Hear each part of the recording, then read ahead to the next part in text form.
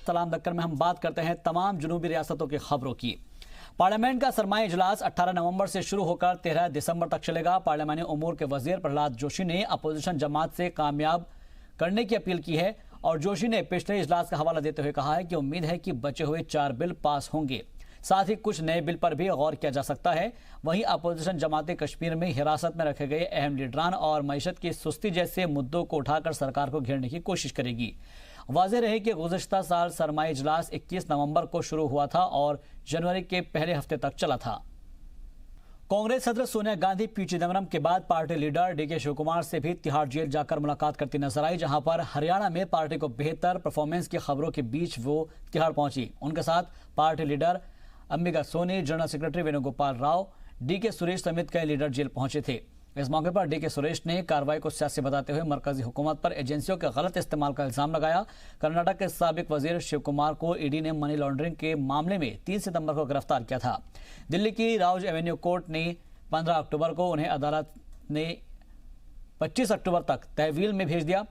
याद रहे कि इससे पहले सोनिया गांधी से साबिक वजीर आजम डॉक्टर मनमोहन सिंह के साथ पी चिदम्बरम से भी मुलाकात कर चुकी है। साबिक वजीर आजम एचडी देवगौड़ा ने साफ किया है कि आने वाले इंतखाबात में वे किसी के साथ इत्तेहाद नहीं करेंगे। 15 सीटों पर होने वाले ज़िमनी इंतखाबात और पंचायत इलेक्शन के सवाल पर उन्होंने ये बयान दिया है।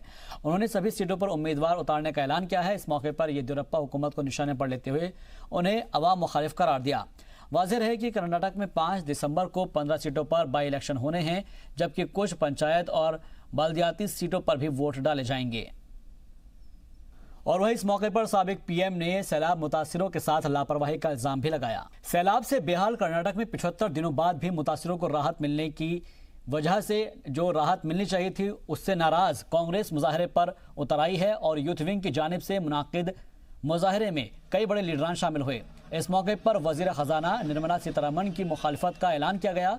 एहतजाजी लीडरान का कहना है कि मरकज और रियासत में बीजेपी की हुकूमत है, लेकिन ये लोग तकरीबात करने में मसरूफ हैं, जबकि देही इलाकों में आम लोग परेशानियों के दौर से गुजर रहे हैं। इस मौके पर बीजेपी हुकूमत पर गैर संजीदगी का इल्जाम भी लगाया।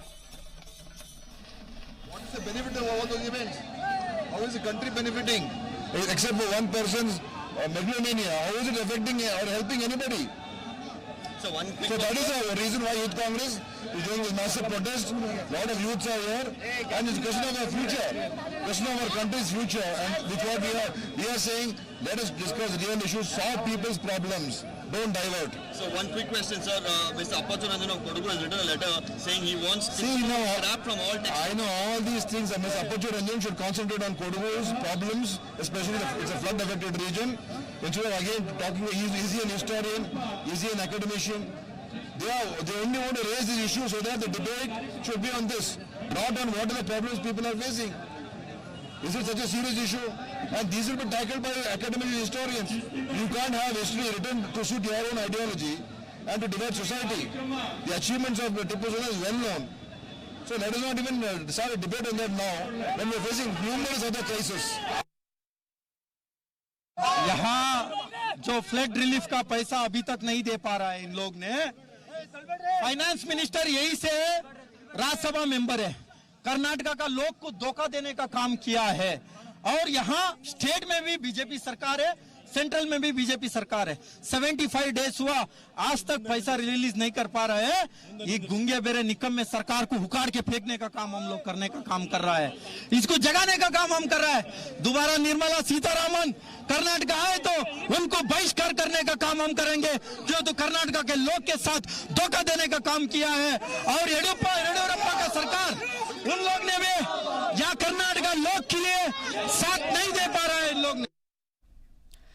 बेंगलुरु के अमृता इंजीनियरिंग कॉलेज में एक तालिबे इल्म की खुदकुशी का मामला बढ़ता जा रहा है। श्री हर्षा नामी तालिबे इल्म फाइनल ईयर की स्टूडेंट था और लगातार 3 दिन से धरने पर बैठे तलबा ने कॉलेज इंतजामिया पर इस्तेसाल का इल्जाम लगाया है।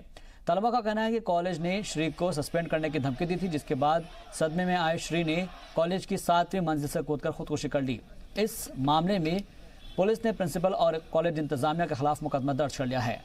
बीजेपी की आला क़यादत की हिदायत पर बीजेपी लीडरान की जानिब से संकल्प यात्रा जारी है। पार्टी ने बाबा क़ौम महात्मा गांधी की 150वें यौम पैदाइश के मौके पर पदयात्रा कर रही है और इसी सिमत में आज वजारत दाखिला में ममलिकती वजीर जी किशन रेड्डी ने यात्रा निकाली। अपने पार्लियामानी हल्के सिकंदराबाद में दूसरे मरहले की यात्रा में गांधी के उसूलों पर चलने की अपील की और इस मौके पर उन्होंने कहा कि मुल्क की अमन बहाली महात्मा गांधी के रास्ते पर चलने पर ही मुमकिन है। कांग्रेस लगातार सावरकर को लेकर सवाल उठा रही है। छत्तीसगढ़ के सीएम की जानिब से आए बयान पर तेलंगाना बीजेपी ने पलटवार किया है। पार्टी लीडर रामचंद्र राव ने कांग्रेस लीडरान को तारीख पढ़ने की नसीहत दी है, जबकि मध्य प्रदेश की वजीर फिर से बीजेपी पर दोहरी पॉलिसी का इल्जाम लगाती नजर आई। विजय लक्ष्मी साधो ने कहा है कि एक तरफ बीजेपी बापू की बरसी मना रही है तो दूसरी तरफ सावरकर को भारत रत्न देने की मांग कर रही है। कि एक तरफ महात्मा गांधी को ये कर रहे हैं और दूसरी तरफ सावरकर जी का, तो ये इनका दोहरा जो चरित्र है भारतीय जनता पार्टी का, वो स्वयं उजागर हो गया कि गोडसे को तो महामंडित करते हैं, सावरकर जी के भारत रत्न की बात करते हैं और जब जरूरत पड़ती है तो महात्मा गांधी जी को लेकर चलते हैं। तो इनका दोहरा चरित्र ये सामने आ गया पब्लिक के बीच में। रोड ट्रांसपोर्ट कॉर्पोरेशन मुलाजिमों को राहत देने की बजाय रियासती पुलिस सख्त होती नजर आ रही है। 18 दिनों से जारी हड़ताल को देखते हुए पुलिस ने उनके खिलाफ सख्त रवैया अपनाना शुरू कर दिया है। धरना दे रहे मुलाजिमों को हटाने के लिए कई जगह पर पुलिस ने लाठीचार्ज भी किया, जबकि मुखालिफत कर रहे लोगों को पुलिस हिरासत में लेती नजर आई। इस दौरान आम मुसाफिरों को काफी परेशानियों का सामना करना पड़ रहा है। सवारी के इंतजार में परेशान मुसाफिरों का कहना है कि आरटीसी की हड़ताल ने उसकी वजह से उन्हें ब्लैकमेल किया जा रहा है। दूसरी जानिब मुजाहिरीन अलग अलग शहरों में हुकूमत के खिलाफ मुजाहरा कर रहे हैं। आज भी हमारे सीएम साहब हमारे को कुछ भी ऐसा उनको एक जू काटे जैसा नहीं हो रहा, एक चिमटी काटे जैसा नहीं हो रहा। क्यों? कई को बोले तो आवाम को तकलीफ दे के ये बसा रोक के प्राइवेट वालों को जो भेज रहे हैं वो जो है सो पैसा उन लोग बेहद वसूल कर रहे हैं। जो जितने दिन ये जो स्ट्राइक हो रही इसका भी नुकसान सीएम साहब को भरना पड़ता। डेली जो है सो 10-12 मर रहे हैं, ताकि आरटीसी ड्राइवर को 3 महीने ट्रेनिंग देके उसको प्रिपेयर करके बस देके रोड पे भेजते। आज जो है सो अड्डे वाले को लाके लाइसेंस दे के भेज रहे, फिर हमारे को जो रिक्रूटमेंट करे, हमारे को 10 ऑफिसर मिलके रिक्रूटमेंट करे। आज तक हम कोई एक्सीडेंट नहीं सर का हम गाड़ियां चलाए, आज बसा जा रहे कहीं एक्सीडेंट कहीं मीडिया वाले बता रहे ही नहीं कि एक्सीडेंट हो रहे, ऐसा पब्लिक को नुकसान हो रहा बोल के कोई भी नहीं बता रहे। लेकिन सीएम साहब को अगर उन्होंने जो बोलने के लफ्ज भी अगर उन्होंने अपने आप ले लिए, अपने आप दिल पे ले लिए, तो उन्होंने बोले कि आरटीसी वालों को सकुला जनुला समय में अरेस्ट कर रहे, तो क्या बोले हर एक के फोन में रिकॉर्ड है, वो जो आग है रे भाई आग से नहीं लगा लेना बोले, आज उन्होंने आग से ही लगा लिए, उनकी बोल उनको बोल रहे हम, उन्होंने बोले कि कांटा चुभे तो मुंह से निकालते, वो मुंह किधर गया आज गिर गया। अक्टूबर का महीना खत्म होने को है, लेकिन आफत की बारिश थमने का नाम नहीं ले रही है। केरल में शदीद बारिश की वजह से सैलाब जैसी सूरत हाल बन गई हैं और केरल के कई जिलों में बारिश का ऑरेंज अलर्ट जारी किया गया है। पेश एक रिपोर्ट।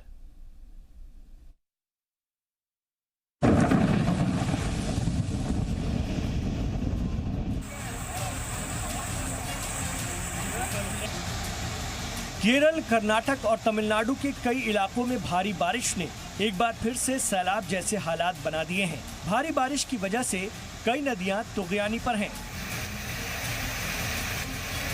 महज कुछ ही घंटों की बारिश में केरल में हालात बेकाबू हो गए।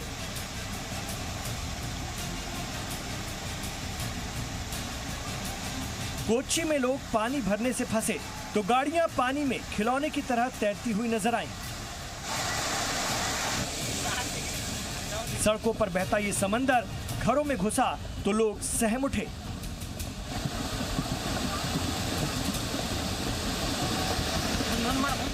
देखिए कैसे सड़क पर बहते दरिया में एक बस अपनी मंजिल तक पहुंचने की कोशिश में है।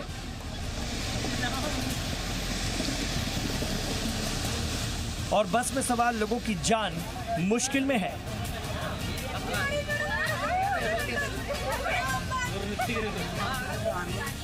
अब इस कार को ही देख लीजिए जो पानी की भयानक लहरों में फंसी हुई है और कार के अंदर लोग फंसे हुए हैं। सड़क पर बहते पानी का वेग इतना तेज है कि ये कार अपनी जगह से 1 इंच भी नहीं हिल पा रही।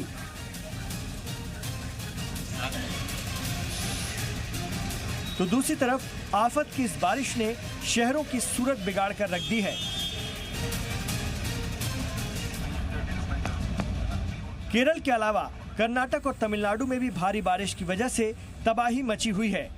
ये कर्नाटक के बेलगावी की तस्वीरें हैं, जहां सरकारी स्कूल आधे से ज्यादा पानी में डूब गया, तो वहीं बारिश की वजह से सड़क का हिस्सा टूटने से लोग एक तरफ ही फंसे रहे।